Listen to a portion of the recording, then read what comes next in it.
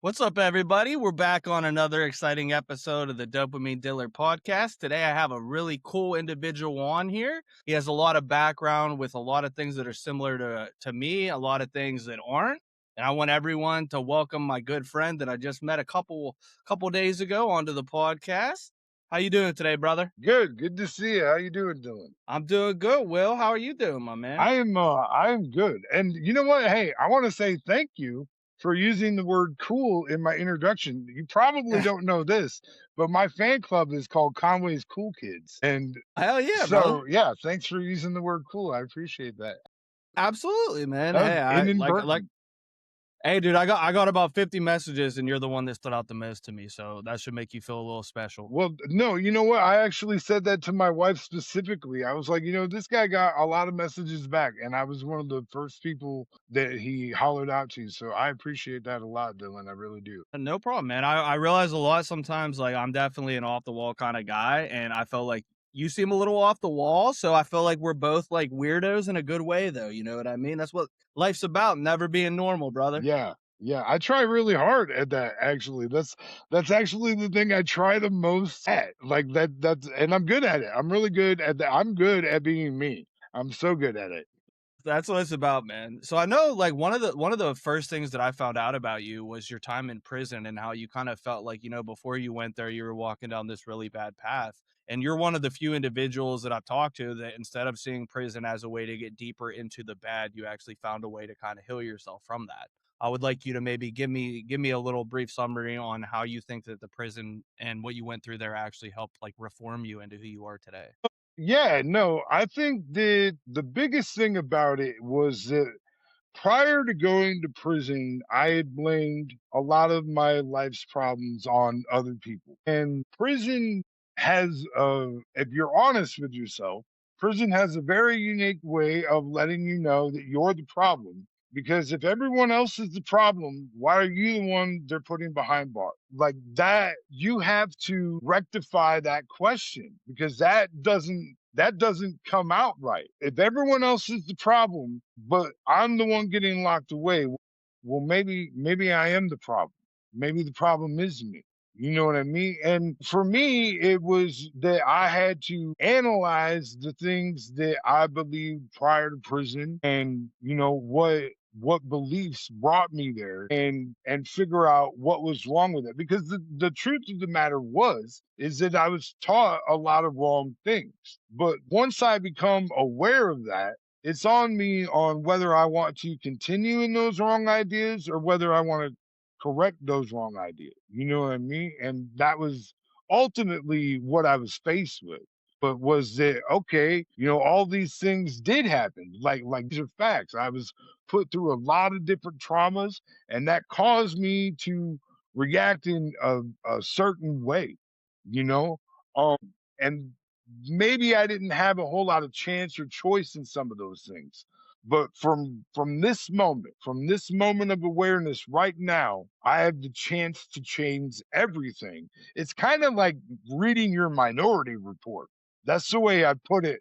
That's the way I put it a lot. Is that you know what, dude? If you know the future, then you can change it. If you see the path that you're going down is going to lead you to some reckless, crazy shit, you have a chance right here to pause and say, you know what, I'm gonna go a different direction. And it don't matter where that is in your journey at any point.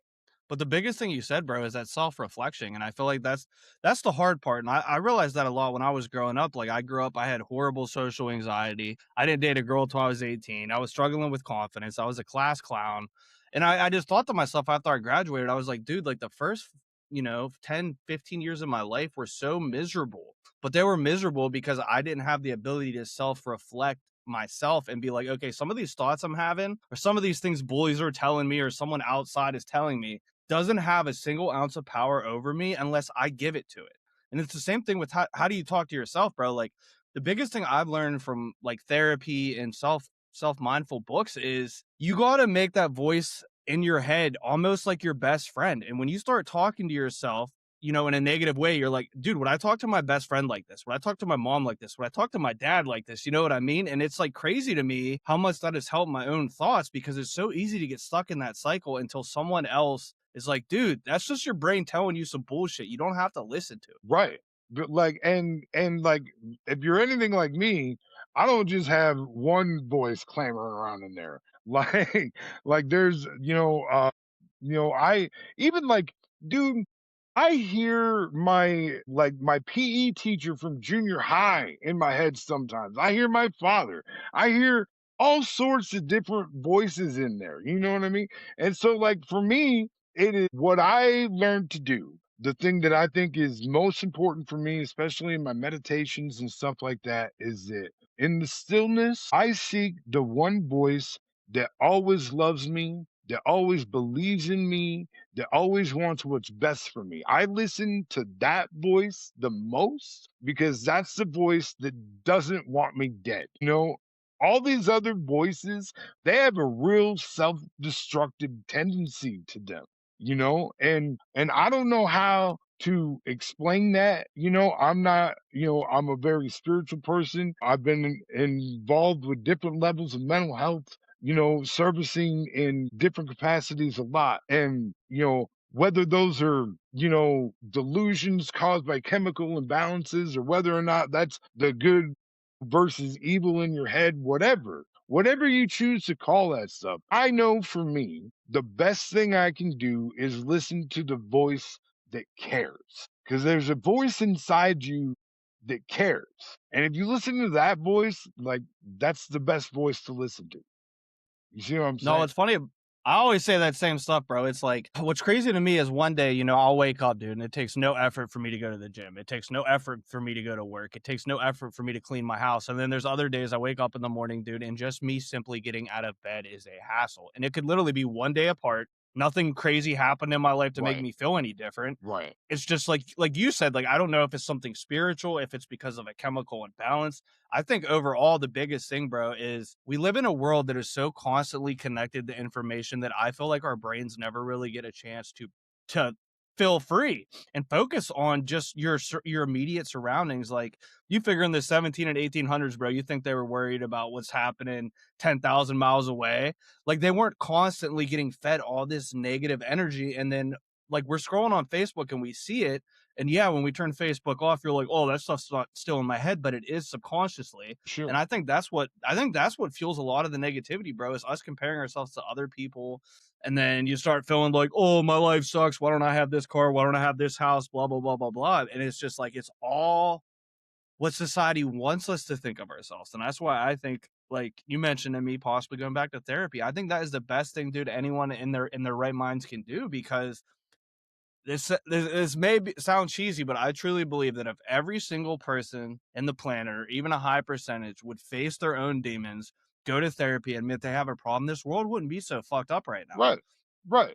It gives you a sense of like togetherness. Like, dude, we're all struggling. Yeah. Why is the right and the left coming at each other's heads? It's like we're all human Yeah, yeah. beings. These people, these big political people, are just trying to get us to fight because a united America is the only thing that can prevail against the government. And that's Right. that's in my opinion, at least, at No, the end I of the day, agree. I agree what they're trying to wholeheartedly. do. Yeah. You I know, I'm not I'm fiercely independent. I say it all the me time. too, You know me what I too. mean? Because I think it doesn't matter to me, right or left wing. It's still the same stupid bird. You know what I mean? And like I think it's time that we get a different fucking bird. You know what I mean? Like it's not cool, man. Like how things were meant to be set up is not what's happening. Like you cannot tell me that any of these representatives are properly representing their constituents because otherwise the polls would show that people are satisfied with the job the government is doing. And how often has that been the case? Very freaking rarely, And they're not No, that's gonna they've made it clear to me at this point that like they're not gonna root themselves out. You know what I mean? Like that's just not gonna happen. And the expectation that that's going to happen is foolish. But at the same time, I believe in a peaceful resolution to it. But the people have a different way to show their power. They're just unwilling to do it because it causes so many what ifs in their minds that that fear makes people not want to do it. But our power is in that we run this. This is our country. Nothing happens in this country without us, the collective we. All these elite people, they can't make money if we don't do things. So, like those work stoppages, those strikes, those protests in the proper ways like that, that's the most beautiful thing that we could do. And if we did that across the fucking nation, we stand a fucking chance. You know what I mean? Because this, like, fighting fire with fire, fighting evil with evil, that's never going to work. That's never going to work. The only way is that, and if we really care, then we can find a way to love each other enough to stand together in that unity and say, we've had enough of this. We've had enough of this. No, that's beautiful, bro. That is like the biggest thing that I think about almost on a daily basis. Just like when I work at a cellular company and I'm a sales guy, so like I talk to people and have talks like this all the time. And how many people think exactly like you and me, dude? But then it's like you have other people who sit in front of the TV all day. Oh, you know what? Fuck these Democrats or fuck these Republicans and blah blah blah blah blah. But it's like you change the channel to the other station, it's talking the same way about the other Yeah, people. yeah, Like, yeah, yeah. and it's like you can just sit there and see how many things are wrong with both sides of it, Right, you know? And then right. it's like the other thing I think about, bro, is like, back when we first got the country, dude, we literally revolted over a couple percent T Yeah, tax. no, it listen, bro. Listen, Like, what are we waiting for? That's what that's what I want. What are we waiting for? And again, I want to reiterate that our I do believe that our greatest revolution as a species is to let them know we understand the true power. You know what I mean? Because, like, listen, I'm not trying to call people to arms or whatever. I believe that people need to defend themselves however they see fit, but that's not what I'm saying. I am saying that if we collectively got together and just did not participate in the machine falls apart. It doesn't just stop. It falls apart. Okay. So as long as we as a people collectively say we're going to make sure that people are okay, but the machine is done. You know what I mean? no, I love that mentality, man. Right. 100%. Because there's like, listen, there's still people out there that are fanatical, that want to see war, that want to see a civil war revolution. That's insanity still. Okay. That is, listen, you're trading one for the other. I promise you. If that's the route we go, we are only trading one for another. Okay? One tyrant for what will end up being another tyrant. What we need is to band together with the love that we have in our hearts for our neighbor, for our fellow fucking human, for our brother and our sister, and say, we are done with these foolish games that you people are playing. And that includes the money hoarding, the wealth hoarding, that includes the pedophilia and whatever else you're doing with these poor fucking children. That includes the shrouding of the truth that you guys are doing. Like, listen, bro, we as a collective earth have the ability to, like, bring down everything that is not the truth, because there is a lot of things being shielded, and it is high time humanity as a whole knew the world that they were really dealing with. And I think that it is, if we can move this direction and find within ourselves the courage to seek the truth boldly, it will reveal itself in ways that a lot of us probably aren't ready for. And that's what stops it. No, I agree with that completely, bro. That's why I feel like they try so hard to You diversify us betcha. based off of a million different things, because then it starts to feel like you don't have any power. Like you just sit back and you take it and you take it and you take it. And I mean, it's going to get to the point where we're a third world country. It's getting closer to that point, just with the level of wealth distribution being so Sure. far Sure, apart, and the bro. people and the quickness that people are being plunged into poverty. Like Yeah, me, man. me, I I'm mean, lucky. I've been dealing with it my whole life, so I know how to shuck and jive through the world of poverty. You know what I mean? Like, it ain't no thing for me. I've been here since day one. I landed in it. You know what I mean? I feel it. And so, and to be fair, I've stayed small on, you know what I mean? But that time is coming to a close. You know, one of the things I learned in prison was it is amazing, you know, and that's the trap that we have fallen into is we've just gotten used to. We've gotten more desensitized to this and more desensitized to that. And you know, they kept pushing and pushing and pushing until, you know, now we're in the state that we're in where we're having to have protests about not having people just taken off of our streets without any kind of due process and being shipped off to God knows where. Like that's fucking insanity that that is happening in America. Like that's No, I agree. I agree with that fully, bro. It's one thing if you have evidence, concrete evidence that this person, is pushing fentanyl on the streets, right, or right, they're right, right. hurting kids, or they're doing anything bad, but they don't necessarily have the evidence of that on all of Right. them. And even if you do on 20%, it's like that other 80% is no different than you or me, except they're right, from a different country. You know right. what I mean? And it's like I understand like the counter argument is if they give everybody due process in quotation marks, Well, it would take years and years and years. But it's like you guys created this mess yourself in the right. first place, Yeah, in my opinion. maybe the encampments weren't such a good idea. No, truly, dude. You That's know? that's I that's like mean, what's so frustrating to me about so many things with politics is we have all these issues that our own government created, and right. then we have to step up Well, to fix the problem. and it's like swallow, you know, somebody somewhere along the fucking totem pole needs to swallow their fucking pride and say, "Hey, you know what? Maybe our approach to this was wrong. Maybe we need to take a new fucking direct." Is that so hard to fucking say? Is that so hard to fucking say? That you know what? Maybe we didn't handle this the best way we could. Let's try something else. You You know? know what that links back to, bro?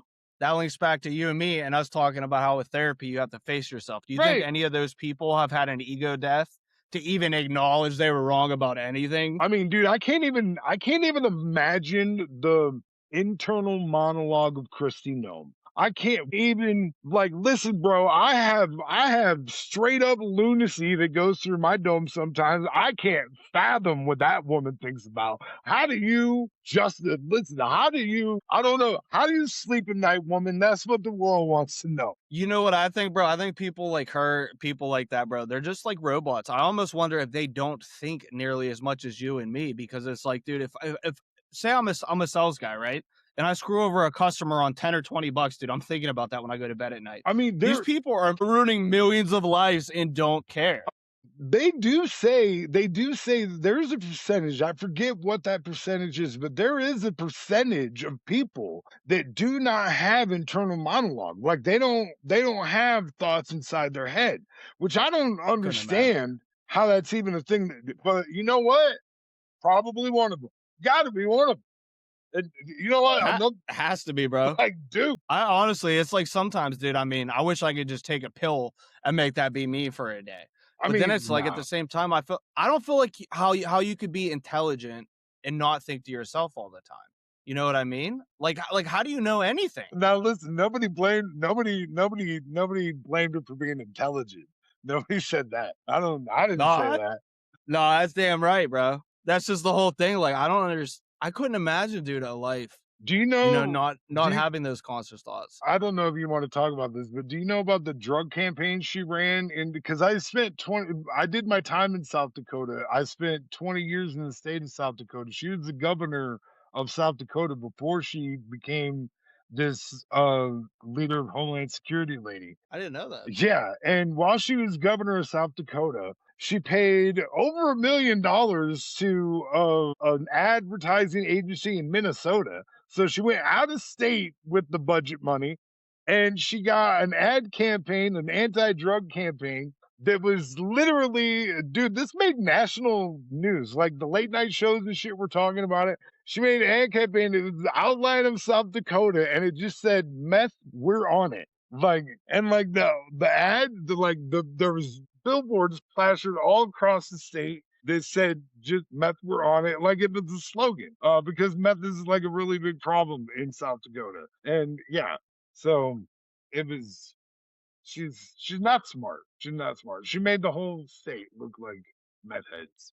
Which I mean, you know, a good percentage of them are, but that's beside the point, you know? Well, I think drug problems, dude, they all tie into what we were talking about earlier, just like with the mental health thing. It's like how I said, right? If I didn't have all those voices in my head, some days my days might be a little bit easier going or whatever. Well, in my opinion, people that abuse drugs like that is because their own heads talking to them so much with so much negativity, bro. They just want to numb Right. it.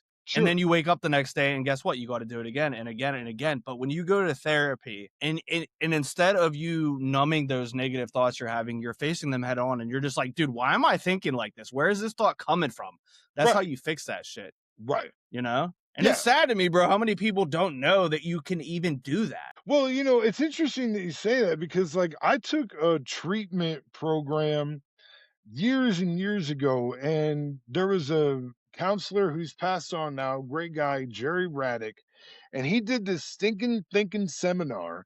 And it was literally the first time, and I had to be like 22 or 23 years old at the time.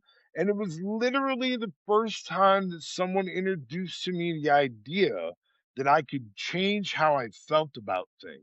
Like it was a I even remember arguing with the dude that how you feel is how you feel. I can't change how I feel about something.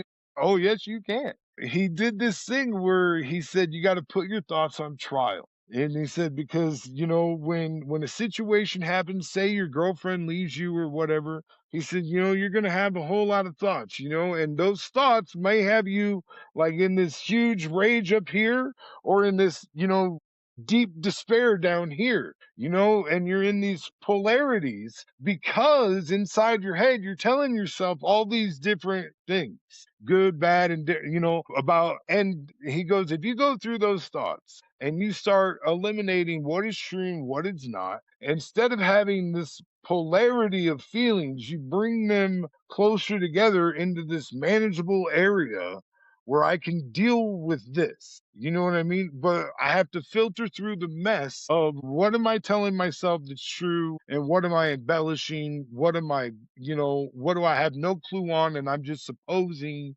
because we do all of that.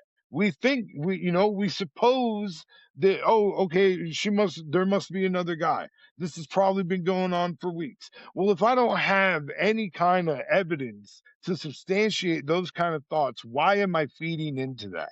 You know what I mean? Like you have to do yourself a favor and manage your thoughts so that you can manage your feelings. Well, and that's what, dude, it's similar boat to me, man. Until I graduated high school, I didn't know what anxiety and depression was. I thought that the rest of my life, like you said, I'm just going to feel like this hopeless fucking loser. No girlfriend, was always scared to play sports because of social anxiety and all those things. So I just thought the rest of my life, like, dude, if you would have told me, a couple years ago that I had the balls to even start a podcast, like, I wouldn't have believed you, dude. I hated pictures even. And And it that just, it, I just want to say that's crazy, bro, because a couple years ago, like, listen, when I'm so happy that you're doing it. Thank God you're doing it. What you're doing is so important. And your first clue should have been like, listen, dude, they don't feature everybody and their dog on Good Morning America. They don't. They don't, bro. no, that's true, bro. And what they said about you matters. You know what I mean? What you were doing in that moment matters extraordinarily so. And you had confirmation, and I'm glad that that's up on your channel, that that's a thing that you're sharing, because I think that that's a thing that people need to know about you. Listen, dude, your Gemini or whatever said that I was high profile, but listen, bro, I'm hardly anyone, okay? And I'm grateful that you had me on here, but you're gonna do way bigger things. And No, I appreciate that, yeah, man. You remind me of you. I can't tell you how much you remind me of myself, dude. I know you're. I don't, how old are you? If I could ask you I'm that. old as shit, bro. I'm 45. I see. I might look a little younger because I don't grow no facial hair. I've been growing this since middle school. If y'all can see, yeah, it's a big beard. I'm 31 years old, man. So I see when that first went viral, I didn't want to make it seem like I was trying to make something off an act of me just being me. But that is like what I will tell you changed my life in the sense of, okay, I don't have to look a certain way to get national attention. I don't have to have X amount of money to have national attention. All I have to do is simply be myself and treat another human being like a human being because by the grace of whatever God runs this earth, if I'm 90 years old, I'm at a restaurant and I'm confused, I want someone to sit there with me, man. It's just simply being a fucking human being. Yeah. And like on one hand, I'm grateful it made it to Good Morning America, dude, but you got to think about what kind of world we live in for a human being just being nice to an older human being to make national headlines. That's because the world is so fucked up that that is seen as something almost not normal, dog. Well, Like I wish, you and know? you're like the rare exception of a good news story. You know what I mean? Yeah. Listen, the first time I made the news was because I just robbed a flower shop. You know what I mean? That's there's a difference. No, dude, I'll be honest with you, bro. I definitely have. I'm not like if you read there was a post I'll send you after this. Just see, I think you'll get some laughs. If you look at the main post that went viral from that, it had 500,000 likes on it, dude, 200,000 shares, and everyone was acting like I was some angel from heaven. And I told you this. I have no problem at all with people who find security and find their savior in Jesus. But I'm not even religious. I simply am doing this podcast and treat people like I want to be treated, just because I realize I'm smart enough to realize my life means nothing more than yours or anyone else's, bro. We're all gonna get the same fucking casket. So it takes so much less out of me to be nice to people around me than it is to feel hate. And it makes your own mental conscience more clear when you're not spilling negativity out, Right. Right. you know? Well, dude, I'm going to tell you this. You're the first person I talked to where I feel like for 45 minutes we just had straight conversation instead of me reading from a script. So if that tells you anything about how much I feel like you and me have in common, it definitely should. Cool. Cool, man. Yeah, no, I've Now, had a great time so far. no, me too, bro. We'll be doing this again. Now, I know I only really got to question number one. So what I'm I'm going to so ask sorry. you, because this went better than me reading from a script. This is kind of what I told you, dude, that I want to start doing on my podcast anyways. It's just like that natural flow.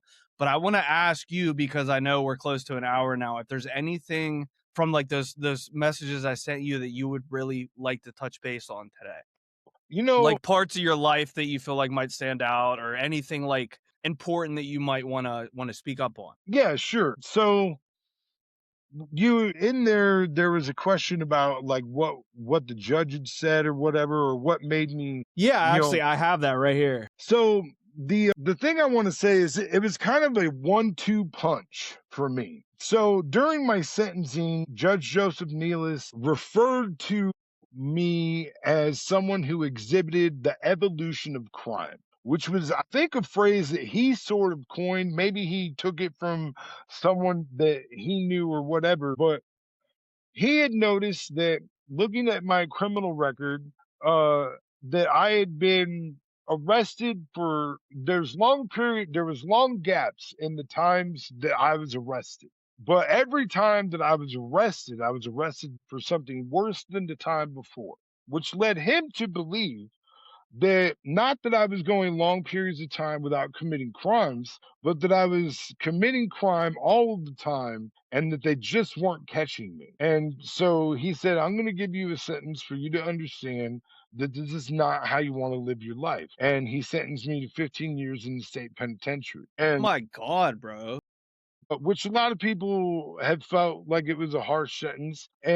And what my lawyer had built me up to believe was going to be my sentence was that I was going to get 15 years and they were probably going to suspend 10 years and I would only have to serve a portion of 5 years, which would have been 3 years and 3 months. But I've said this before and I'll say it until I die, bro. If I'd have got out at 3 years and 3 months, I'd have reoffended because I would not have been ready. And I know that. Like, I was not ready because the level of things that were wrong with my mind and my spirit and my emotions just needed longer to heal than that. So I'm glad I got the sentence that I got. But the 1-2 punch was that when I finally went to prison, this happened in close succession, my sentencing, and then I went to prison a couple weeks later.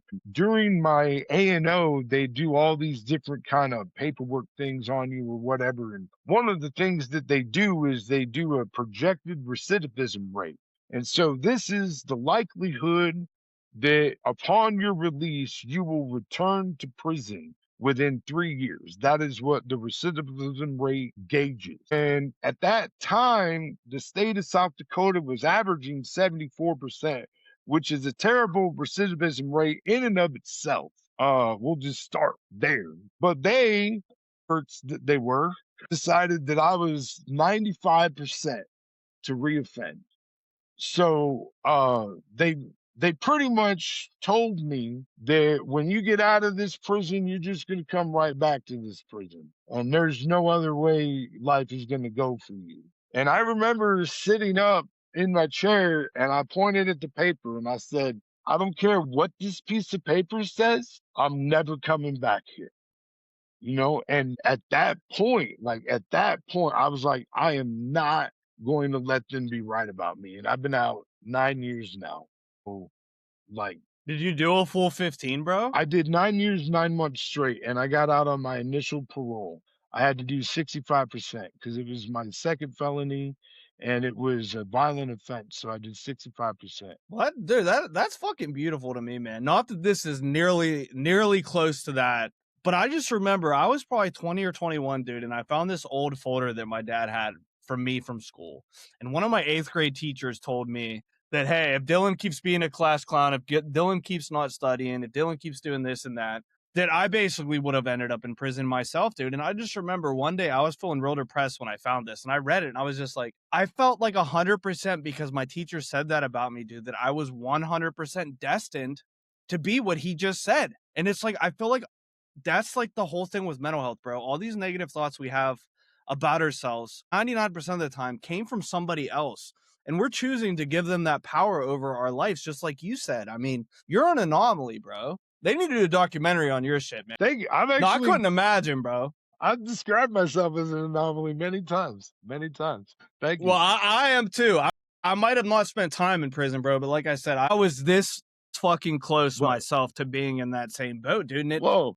And listen here, this is just the reality of it. It took me going to a physical prison to understand the prisons I was in mentally and emotionally. And that's the God's honest truth. And that's why we relate to each other, is because you may not have been to a physical prison, but you understand the mental prisons and the emotional prisons that we often put ourselves in unaware. yep, Unaware. 100%, bro. But once you're aware, then you can free yourself, you know? And like, dude, people used to, my best friend from prison, you want to know what his biggest gripe, his most consistent gripe to me was? Is that I would laugh too much. Man, why are you doing all this laughing in prison? We locked up, dog. Listen, I may be here. My body has to be here, but my spirit is not here. My mind is not confined to these walls. And so, like, in prison, I learned how to free myself mentally and spiritually and emotionally because those were the only ways I had. No, that's beautiful, bro. I mean, one thing I think to myself all the time, and this might be a little bit dark, but I'm like, I have two options in life. I can go through life being negative as shit, seeing everything, what if, believing what everyone else said. And when I start to think those thoughts, bro, it makes me honestly feel suicidal. So Sure. I have two options. I can be like that and just fucking kill myself and let all this nastiness that everyone else said my whole life get to me. Or I can say, you know what? Fuck you. I know who I am as a person. Well, I go ahead. like it's like I just realized that like life can get hard sometimes, and I know just because you mentioned it a couple times, you probably felt the thought of suicide yourself, and it's like what's scary to me, and a lot of people they tell you that like, oh, suicide is selfish. Well, here's my thing to that is in my early 20s, I had to go to a psych ward for basically attempted suicide, man. And what's so sad to me about suicide, at least in my case, and I'm sure there's a lot of other people, it made me think like, hey, my mom won't have to worry about what the hell I'm doing anymore. My girl's gonna find a dude that's way better than me because I'm a piece of shit. It's not that you're thinking in a selfish reason for doing it. It's you literally think that everyone you love in your life will be better off without you. And that's what's so Right. sad about that thought to me. Right. But again, what I want That's the everyone to know that delusion of the thought, though. You know what I that's mean? all it is. That's what it's a delusion, bro. So, and this is the thing that because I've actually dealt with suicidal ideation since I was 8. I'm currently actually working on a book about it called Surviving Suicide. Um, I'm a 4-time attempt survivor, and the thing that yeah, thank you, man. You're welcome, bro. The thing that I think about nowadays is that most of those feelings come from pains that I carry, that I'm unable to let go of for whatever reason, you know. But the thing that I think that is important for me to think about and remember in those times is that all that pain and anxiety or whatever else it is that I'm feeling, right now, that stuff is contained within me, right? If I were to do that, then that pain, those hurts, those regrets, those pass on to the people that are left behind that do care about me, that do love me, that I'm not giving a voice to, you know. And I thank God that I have a lot of people in my life that I know uh would be mad. They'd be mad at me if I tried. Those people mean everything to me because I'm not gonna let them be mad like that. Fuck yeah, bro. You're a good guy, bro. That's what you need to reflect in those moments and think about. There's a reason if you have people care about you, especially if they're not family. Like for example, dude, I know you and me don't even fucking know each other. We just started a week ago. But if you ever feel like that, fucking hit me up, dog. Like truly. And I tell people this all the time. People look at men and like me, I'm 6'5", I'm covered in tattoos, I'm 270 pounds, dude. I'm a fucking teddy bear. You could come up and tell me you cried about whatever. I will not judge you because I've been at them fucking depths myself, dog. And the worst thing you can do in them depths is feel like you're alone. And as long as you're a decent person, like I can tell you are, that's why motherfuckers would be sad and be pissed at you if you did it, dog, because you make impacts on people.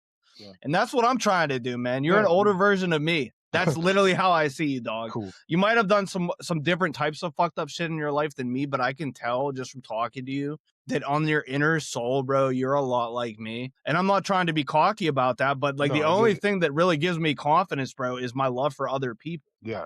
Like that's what I'm confident in of Right. myself. I'm not a hypocrite with my Right. channel. I'm not a hypocrite with what went viral. If you talk to anyone in my community, this is how I try to be.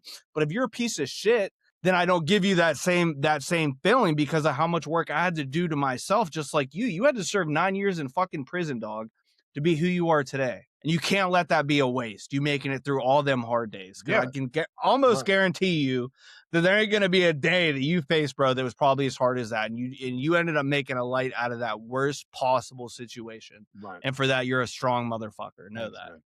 I appreciate Oh, you. you're welcome, bro. No, dude, like I said, I appreciate you, bro. I mean, even long after this podcast, I have a good feeling you and me are gonna stay in touch, bro. And I Cool, mean that man. shit. Yeah. No, I love seeing that emotion, dude. Like to be honest with you, no knock to anyone else, because pretty much everyone else I interviewed, minus my buddy Anaka, I know personally, but I really feel like the whole point why I love doing this and why I hope one day that I can turn this into some type of business, dude, is I love talking to people that I've never met before and just realizing like you could walk past me on a street, dude, and me not even know you. But from us sitting here and talking and realizing how much we have in common, it just gives me like a good feeling in my heart to know that you and me aren't the only two who think these thoughts. No. And we're not the only two that are willing to speak up about it. But that's what our governments and media tries to make you feel like you're the only person who thinks some type of way, bro. And it's just not the fucking case. I want nothing more, bro, than hopefully this episode takes off a little bit.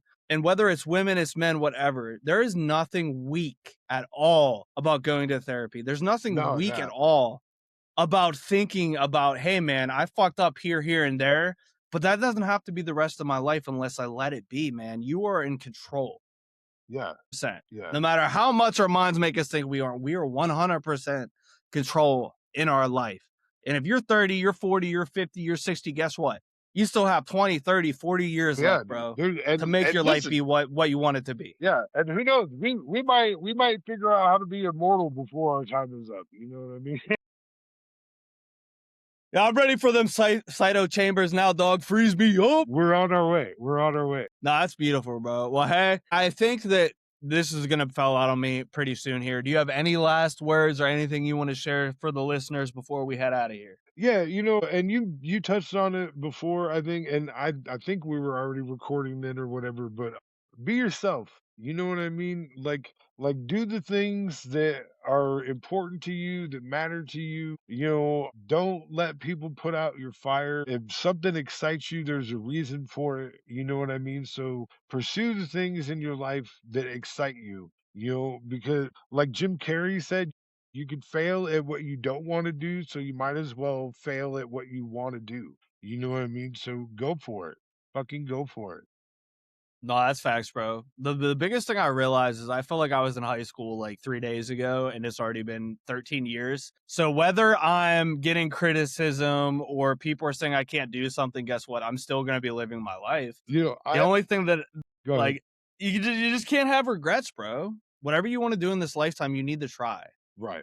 And if you fail, fuck it. At least you can say I tried Yeah, this. there's a lot of people that'll never even try. They'll never even try. So, I mean, Took if me you 10 years, dog. yeah, if you try, you're already doing so much better than most people. Yeah, like that's a crazy. I know that sounds crazy, but that's the truth of it. If you just try, you're already doing so much more than most people because most people they won't even try it, man. You know? Well, the other thing, bro, that ties into that is Albert Einstein and all these other greats in our life. Do you think that they tried something once and just said, dude, I'm a fucking loser. This isn't going to work? It's like most successful people that I've talked to, dude, they have to fail 50, 100, 2,000 fucking times. But as soon as you quit knocking on that door of success, guess what? It's never going to come Yeah, unless you're knocking on it. yeah, yeah. I Well, hey, agree. bro, I want to tell you, dude. This almost felt like a therapy session to me, and I definitely want to have you back on like in a month or two because I feel like you and me, bro. I don't know. I just feel like we're like very very similar, and I like it. And I feel like this is what needs to be on people's Facebook feeds instead of all Yeah, the negativity I'll going be on. going to LA in May, and maybe after I come back from LA, that'd be good. Because I would love that. I'm gonna do the Two Bears 5K again. I did that a couple Ooh, years ago, and so I'm going out there for the Netflix is a Joke festival. I'm not on any shows as of yet, but I'm gonna try and work my way into something as I'm in LA. So maybe after that, that would be a good time because no, that sounds good, bro. And in the meantime, I'm gonna send you a friend request on my personal Facebook because oh, you are yeah, that now sounds officially great. a friend of me. Alright, sounds good, Dylan. Well, hey, I hope you and all the listeners you enjoyed what me and him talked about. This is just real conversation, between two individuals that want nothing but the world to be a prettier place. And if you like any of our ideologies from this, please feel free to give a like to my page. Please look up Will Conway. I will make sure that I have him tagged in anywhere I post this. He's a really good guy and he's been through a lot of turmoil and made himself into who he is today. So please don't take our vulnerability for granted, man. It takes balls to come on here and speak your life and your negative points, but if it motivates one person, it's worth it to me. Yeah, amen. Amen to that, that's true. Hey, you have a good day, bro. Again, I appreciate you. I'll be in touch soon. Okay, yeah, no, it was great. Thank you, Dylan, it was awesome. Yes, sir. Alright.